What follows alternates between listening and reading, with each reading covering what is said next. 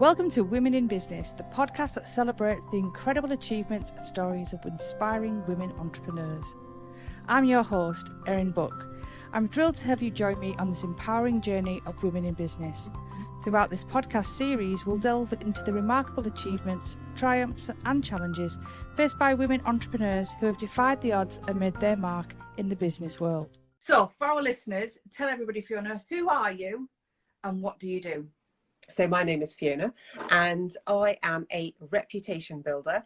That's a sort of self-titled title, if that makes sense, because I specialise in public relations-led communications. And the reason I call myself a reputation builder is because public relations is more than just sending out press releases. Obviously, that's a big part of it, but it's very much about the public face of your business. So therefore, it's everything that people read or see or think or even feel about your business. So that's all impacted by outbound communications, and the public relations then protects your reputation. So it grows, it strengthens, and it just makes that reputation, because that's where you get recommendations from. And, you know, these good word of mouth recommendations that we all long for as business owners they all hinge on your reputation. And then I've got a business which I set up a few years ago, work from home, and my business name is very original and it's called Fiona Johnson. So that's me in a nutshell. But my background is public relations, obviously, and also marketing. And marketing is sort of the big umbrella that everything sits under. And within marketing, I worked in events. I've worked with sort of strategic marketing, and I've done some brand identity, product launches, international conferences. So it's really, really broad. But what's lovely is I can bring my public relations knowledge and my marketing knowledge and pull them together.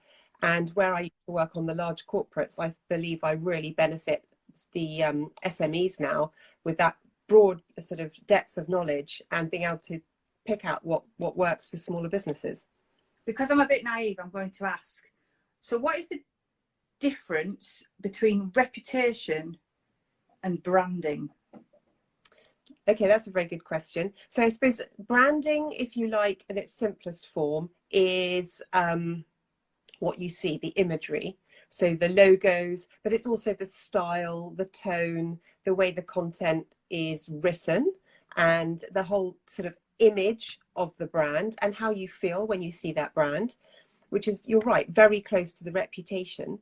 But the reputation is less about the artistic, but making sure that all your communications are on brand, if you like. So that, again, so there's a very close alignment. But I see what you're saying though. So like, if you were my reputation builder and I had a brand, if I was going to do a launch, I would go through you to make sure that I'm saying the right things separately from my brand. Exactly. So it's what you're saying, whereas, and I'm completely generalizing, so that you do need to pull upon and make sure that brand identity is so strong, because I mean, let's face it, that's the foundation of your reputation. But it's not about, but branding will be going through your values, your messages, just as I do with reputation building, but to put together your brand. So, you know, the sort of the design element, and they all sit under marketing. I think that's why it gets very confusing. But so were you always into marketing? I mean, you say you've got a background in all that marketing and everything, but go way back to when you were at school. Did you follow the career path that you wanted when you were a teenager? Oh, that's a very long time ago. So I'm just going to have to go time. I'm going to. Yes. And oh my goodness me, it's interesting, isn't it? How fortunate I feel, because probably like most people, I didn't know what I wanted to do. And I did O-levels. So it just goes to show what a long time ago it was. And I did my O-levels. And even with A-levels, I didn't have an obvious path that I wanted to do. You know, say some of the people at my school, they wanted to be nurses or lawyers or something. And then that you kind of know a bit more about what you need to study. And I did some work experience in a public relations office after my O-levels, and I suddenly just thought, this is it. this is it. I absolutely loved it.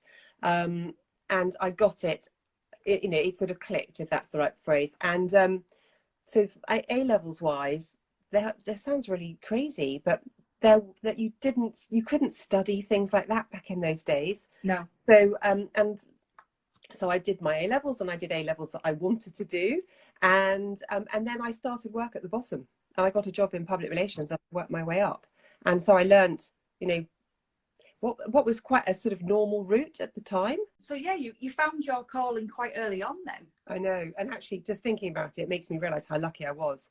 And I think that's one of the reasons why I went into PR, but then I also sort of did the marketing, did the events, it's always around the same sphere, but maybe that was me trying different things, but I kept coming back to public relations. As a woman, did you find that you were hindered by that career path at all? Or do you feel that it was like a positive because you were a woman that you were able to excel at it? It's a very, very female-led industry. And so I never felt hindered in that respect. And if anything, it's fantastic because you can see, you know, there's inspiration there. You can see that people have gone quite far. I mean, it's interesting, isn't it? Sort of not, I suppose I am analysing. I'm not wanting to analyse it, but by analysing, a lot of the directors were men, but all the juniors and all the sort of people lower down, shall we say, were all, 99% female. So that's, you know, from your question point of view, not an issue. But what is interesting, just to sort of add to it, is, oh gosh, I'm going to get slandered for this. Because it's a very female industry, I don't think that's always healthy. No, you're not on your own. I have had other interviewees that have said that being a woman has been, I suppose detrimental is too strong a word, but not because of the men in their career, but from the women that they've met in their time.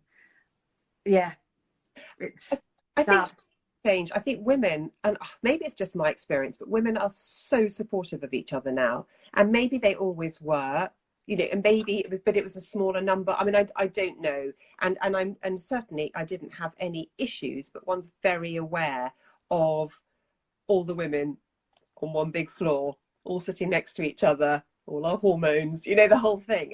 It's sort of like interesting times. And in fact, poor men, you know, it's not often you say that, is it? A long time ago, I think things have changed. And certainly my experience now of working with women or networking groups or wherever you've got a large body of women, are absolutely, you know, amazing. And so I was going to say, I've noticed a big difference over I don't know how many years, but I have noticed a more of a let's stand together, women supporting women, and it wasn't there when I was younger. No, I mean, I wonder if it was, you know, back in the day when we had that sort of superwoman thing, and you had to do it all, literally do it all, and so maybe unintentionally you're kind of just sort of running focused, squashing people left, right, and centre as you're trying to do it all, but it's unintentional.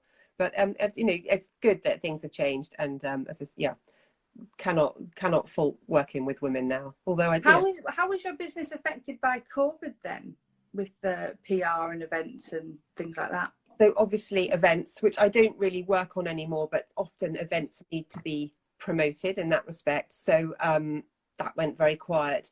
I think, again, I feel very fortunate because I think people have learnt a lot from last recessions and things like that. And I know that previously one of the first sort of departments, if you like, was to be culled, and I'm talking in general terms, I really must stress this, was the marketing team. And I think the learnings now are that that's really, you know, that is fundamental because you need to keep everything in place for when you come out. And I think also that people had a bit more time. So depending on your business, especially I'm talking those very first few weeks when we didn't know what was going on and everyone just sort of went panic or pause something. And so with that reflection, I guess people then thought, oh, actually, maybe this is a good opportunity to sort of revamp my I'm going to say brand, but I don't mean branding, but just the brand, the image, the reputation, and look at that and see what they could do to move forward to keep them in front of the customer's mind, even if the business was quiet. But fortunately, a lot of the businesses I work for, we soldiered on. We just kept going. Hi, I initially began these interviews in March 2021 to coincide with International Women's Day. Through my business, Busy Bee Virtual Assistant, I had been introduced to so many women who had diversified their careers, created their own businesses, and had become more successful in their own rights. My name is Erin, and I founded Busy Bee Virtual and Social Media Assistant Service in the beginning of the global pandemic, June 2020. I had recently had to change my career due to a disability, and I had to give up the idea of conventional working. So I sat and I made a list of what skill sets I had, and from that, Busy Bee was born. So how I help my clients is they have a friendly, dedicated and professional partner in their corner. That's the essence of what I wanted Busy Bee to be. I'm the perfect fit for you if you are a creative freelancer, small business or entrepreneur, and you're getting overwhelmed by the myriad of tasks that you are facing daily. We've all been there, haven't we? Struggling with emails, customer service, website management, and that social media upkeep. My service swoops in to take these tasks right out of your hands, allowing you to concentrate on what you truly love. If you'd like to work with me, head over to my website and press contact. Now let's continue. So if you had someone come to you that had just done their O-levels and was coming for a bit of work experience, what advice would you give them for joining the PR industry? I think I'd still say get work experience, really know what you're up against, and because it is about building contacts rather. But I was also thinking, and actually this will mean nothing to the youth, but don't think that working in PR is absolutely fabulous, because times have changed a lot, and no one rushes around with bottles of Bolly and Stolly and all the rest of it. So I wouldn't mind being like Patsy. Yes, Patsy, she was quite cool actually. But it's no. So I mean, I think so. Yes, and learn. Start at a level you can, and certainly learn from experience, and read up as much as you can on the subject, and follow. This is where social media is great, which you all obviously know about. If there's a journalist or something that particularly resonates with you, follow, engage, and just sort of learn in that respect, see what they're writing about, and start building contacts that way. But it's also interesting because I would say, and this goes to being a business owner as much as someone starting out in PR, I think one of the biggest things you can do is to listen. And I know when you're perhaps lower down, you think, well, surely everyone listens, because you're not going to go in all amazing. But actually, it's just sort of listen, take it in, learn. And I think this is particularly difficult at the moment, where so many businesses are still working from home, because you think how much you learn, particularly when you're lower down in the sort of on the career ladder. You just learn by sitting next to people, don't you? And you learn by turning to people and just saying, oh, what did you think about this? And this sort of brainstorm moments. And although things like this and having a brainstorm you can still do over Zoom or Teams, it's so much harder just to surround yourself, which again is that whole, for business owners and for anyone starting in PR, surround yourself with support network, because you can't do everything yourself. You really can't. So you need to know where you can ask for help. Do you think it's more valuable to have someone come along to you with experience, or somebody that's studied PR? Because obviously there's a course for everything. If they've gone and studied PR but they don't have any experience, which would you prefer? Either, actually. I think you've got to have the passion to want to learn and the passion to do it. But also it's that classic case of you shouldn't really employ anyone like yourself. You should have the same values and the same perhaps characteristics, but actually on a skill set level, it's good to employ people with different skill sets.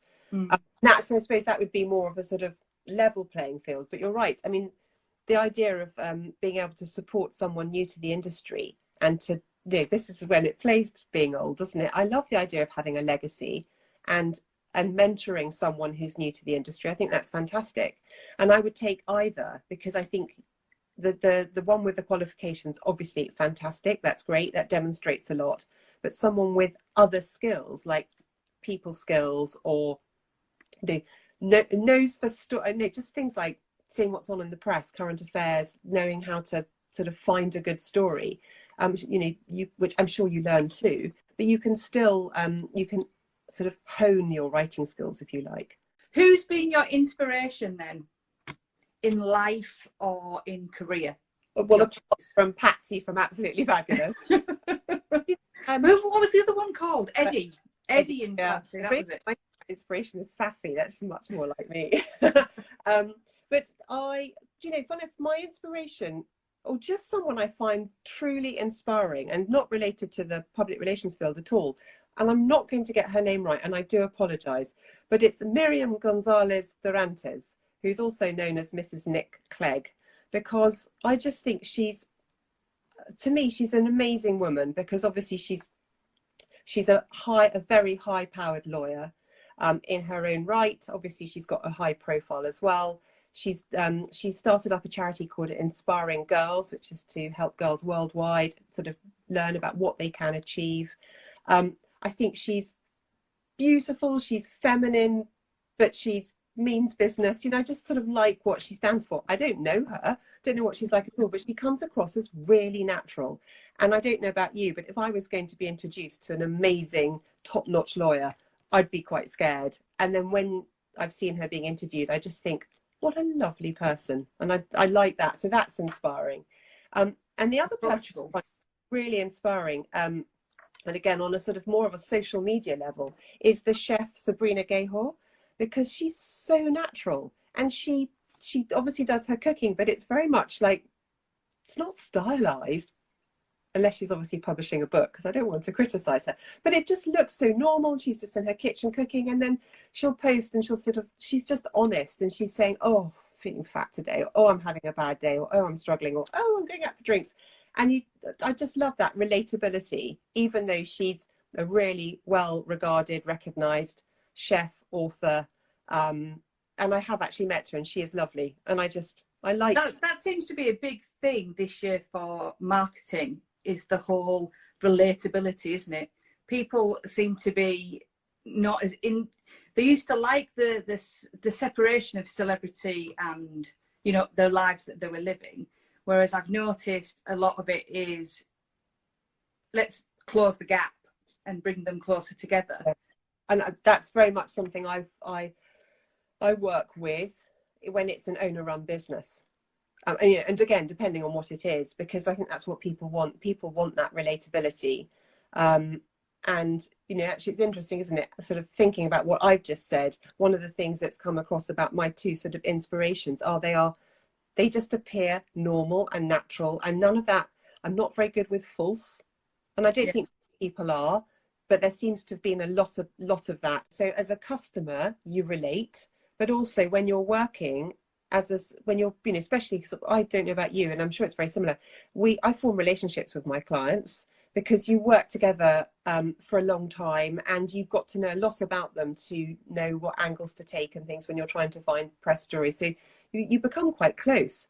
Well, I'm only going to do that with clients that I like. So again, and I'm going to like them because they're relatable, or they're natural and they're normal. So I suppose, the whole thing, it's there's two prongs, isn't it? Not just as a customer, but as a client as well. Well, thank you for talking to me today. Thank you for teaching me the difference between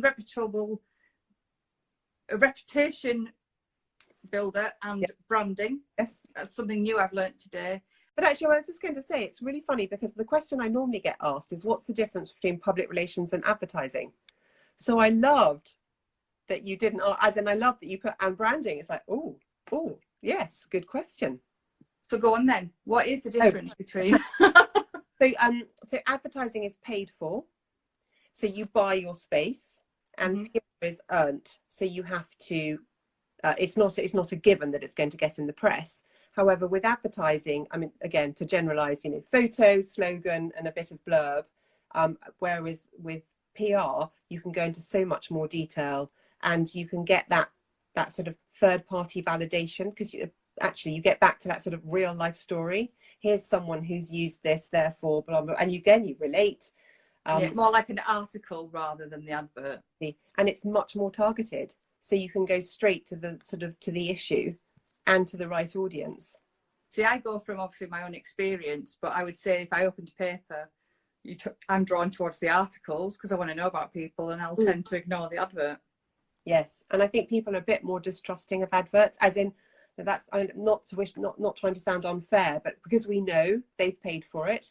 Yeah. Whereas article, you think, oh well, it's been recommended, you know, or whatever it might be. So those no, absolutely. It's like the same as like with the Facebook ads and things like that. You go onto groups and you'll say someone recommend me a builder instead of reading an advert about the builders, because it's the builders telling you how brilliant they are. But you want someone that's actually used said builders to, you know, find the right ones. Yeah. Well, thank you for teaching me today. Yeah, a few things. My very first live like this. This is great. I might have to do more. It's lovely chatting to you. It's been lovely to chat to you as well. I'll talk to you later. Okay. And I'll be putting it on the page. All right. Thanks very much. Bye, everyone. See ya. Bye.